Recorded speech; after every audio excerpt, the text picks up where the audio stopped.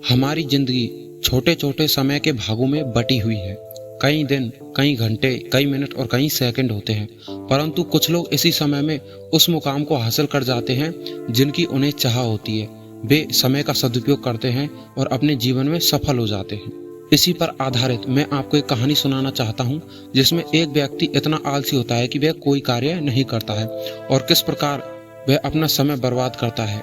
इस कहानी के माध्यम से आप सुनिए। एक गांव में एक गरीब आदमी रहता था। उसके घर में उसकी पत्नी और उसकी एक बेटी और एक बेटा था। उसकी पत्नी दूसरों के घर में काम करके अपने परिवार का खर्च चलाती थी। उसका पति, जिसका नाम रामू था, रामू दिन भर नशे में डूबा रहता और दूसरों के साथ अपना समय बर्बाद किया करता था। कहीं इधर उधर ताश के पत्ते खेलता दिखता तो कहीं इधर उधर लोगों के दरवाजे के सामने बैठकर गपशप मारा करता था। अपने परिवार का ख्याल उसे बिल्कुल नहीं था। उसके माता पिता ने उसकी शादी कराकर गलती कर दी थी। बेचारी उसकी पत्नी दिन रात काम कर कर अपने बच्चों को पालती थी। यदि उसकी पत्नी एक दिन भी काम पर न जाए तो उसके बच्चे भूखे रह जाते थे।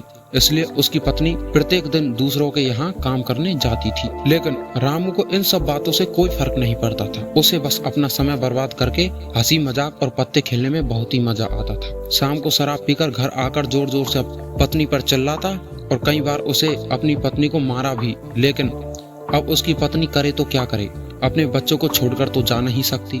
रामू को जो कोई भी समझाता था कि रामू कुछ कार्य करो, कुछ पैसे कमाया करो, अपने परिवार का खर्च तो उठाओ, तुम्हारे 2 बच्चे हैं, तुम्हारी पत्नी है, उसकी देखभाल करो, ऐसे अपना समय क्यों बर्बाद कर रहे हो, ऐसे अपना समय क्यों बर्बाद करते हो। रामू उसके ऊपर बिगड़ जाता था और कहता, तुम्हें इससे क्या लेना देना, मैं कुछ करूं या ना करूं, यह मेरा जीवन है, मैं तुम्हारे घर का खाता हूं क्या। और उसका रोज यही हाल। वह अपनी बीवी के ऊपर गुस्सा करता और कुछ दिनों तक ऐसा ही चलता रहा। कुछ दिनों बाद संसार में एक ऐसी बीमारी ने जन्म लिया जो मानव जाति के लिए अत्यधिक खतरनाक थी। चारों तरफ उस बीमारी का कहर था। आप सब जानते ही होंगे कि मैं कोरोना वायरस की बात कर रहा हूँ। जब सरकार द्वारा लॉकडाउन लगाया गया था तब चारों तरफ लोगों को एक दूसरे के वहां आना जाना बंद हो गया था। सारे कार्य, सारी फैक्ट्रियां, सारी गाड़ियां इत्यादि बंद हो गए थे। अब रामू का परिवार भूखा मरने लगा था, क्योंकि उसकी पत्नी जो रोज कमाने जाती थी, अब वह दूसरों के घर इस कारण से नहीं जा पाती कि कहीं इस बीमारी की वजह उसे न बता दे। लोग उसे अब काम पर बुलाना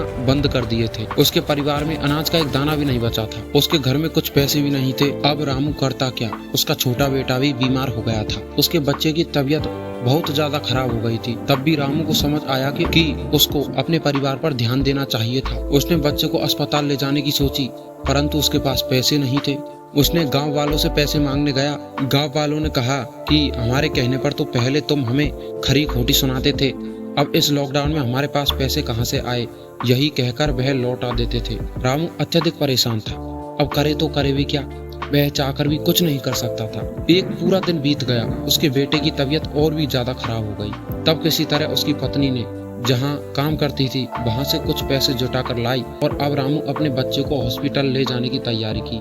रामू अपने बच्चे को लेकर गांव के बाहर के एक अस्पताल में पहुंचा। रामू दौड़ता हुआ डॉक्टर के पास गया। उसने कहा, मेरे बच्चे को बचा लीजिए डॉक्टर। डॉक्टर ने सारे इंस्ट्रूमेंट लगाकर चेक किया, उसका बेटा मर चुका था। डॉक्टर साहब ने यह बात रामू से कहा, यदि तुम अपने बच्चे को 10 से 15 घंटे पहले ले आते तो मैं इसे शायद बचा सकता था। मुझे बहुत दुखी होकर कहना पड़ रहा है कि मैं तुम्हारे बच्चे को बचा नहीं सका। रामू यह सुनकर उसके पैरों तले के नीचे की जमीन खिसक गई। वह रोने लगा। उसने कहा, यह सब मेरी गलती है, मैंने जीवन में कुछ नहीं किया, सिर्फ अपना समय बर्बाद किया है।